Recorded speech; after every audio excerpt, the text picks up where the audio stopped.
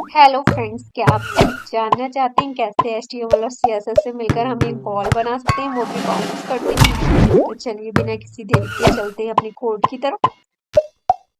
सबसे पहले हम एक बॉयलर प्लेट कोड लिख देते हैं। बॉल बनाने के लिए हमें कुछ नहीं, सिर्फ एक div चाहिए होगी, लेकिन उस div में हम एक क्लास देंगे जिसकी क्लास भी हम बॉल के नाम से ही दे देंगे। अब हमने एक बॉल बनाने के लिए div बना दी, क्लास दे दी। अब हमें क्या चाहिए? अब बॉल की कुछ प्रॉपर्टीज होती हैं, हाइट होती है, विड्थ होती है, तो उसके लिए हमें CSS अप्लाई करनी पड़ेगी। तो हम स्टाइल टैग के अंदर CSS अप्लाई करेंगे।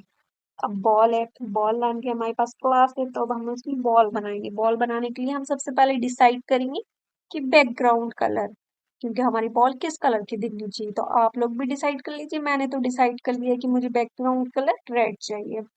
अब मुझे बैकग्राउंड कलर रेड चाहिए, मैंने तो रेड कलर की बॉल बनाने को डिसाइड किया है। अब उसके लिए हाइट चाहिए होती है, विड्थ चाहिए होती है।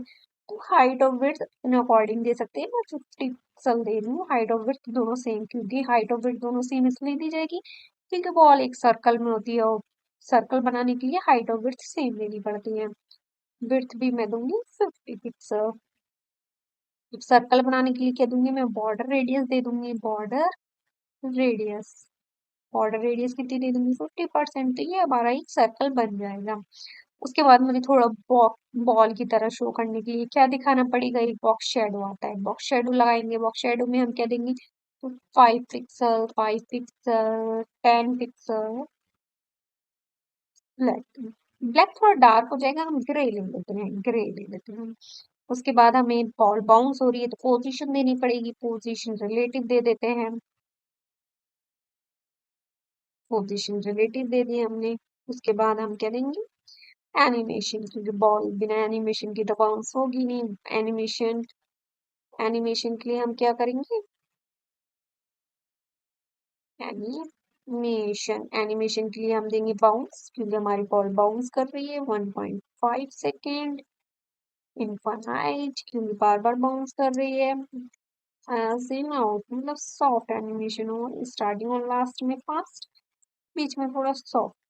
अब हमें क्या चाहिए? हमें कुछ नहीं चाहिए इसमें। अब हमें चाहिए की फ्रेम, एट द रेट की फ्रेम। की फ्रेम के लिए हमें क्या पड़े? आइडेंटिफायर में वही लिखेंगे जो एनिमेशन में लिखा है, बाउंस।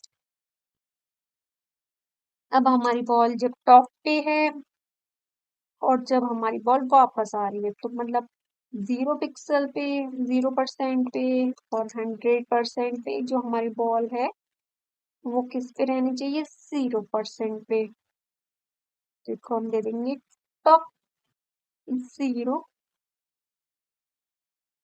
पिक्सल। अब हमारी बॉल जो 50% है तो नीचे जा रही है, 50% पे नीचे जाने के लिए हम क्या दे देंगे? टॉप से इतनी नीचे जा रही है, हम 200 पिक्सल दे देते हैं। शो होने लिए। चलिए गाइस देखते हैं कि हमारी बॉल वाकई रन करेगी। तो देखते हैं वो बॉल। देखिए गाइस ये हो रहा है थोड़ा लोड, टाइम ले रहा है। ये देखिए हमारी बॉल बिल्कुल बाउंस हो गया। अब मुझे इसकी हाइट थोड़ी बढ़ानी की, ये नीचे तक बाउंस हो, तो उसके लिए हमें कुछ नहीं करना है। सिर्फ जहाँ 200 है वहां पे हम 500 कर देते हैं। अब देखिए हमारी बॉल कुछ इस तरीके से रन करेगी, इस तरीके से रन करेगी। अब मुझे इसको सेंटर में लाना है। सेंटर में लाने के लिए मुझे इसको कुछ नहीं करना पड़ेगा। हम इसमें क्या दे देंगे? मार्जिन और तो इससे क्या होगा? इससे होगा हमारी बॉल जो होगी वो सेंटर में बाउंस करेगी। ये देखिए इसकी स्पीड थोड़ी ज्यादा लग रही है, बाउंस ज्यादा तेज हो रही है, तो हम इसको 1.5 सेकेंड के बदले 3 सेकेंड कर देते हैं। तो ये हमारी बॉल थोड़ी सॉफ्टली बाउंस होगी, ये इस तरीके से। ज्यादा स्लो लग रही है तो हम इसको 2 सेकेंड कर देंगे, तो ये थोड़ी नॉर्मल और लगेगी बॉल की तरह।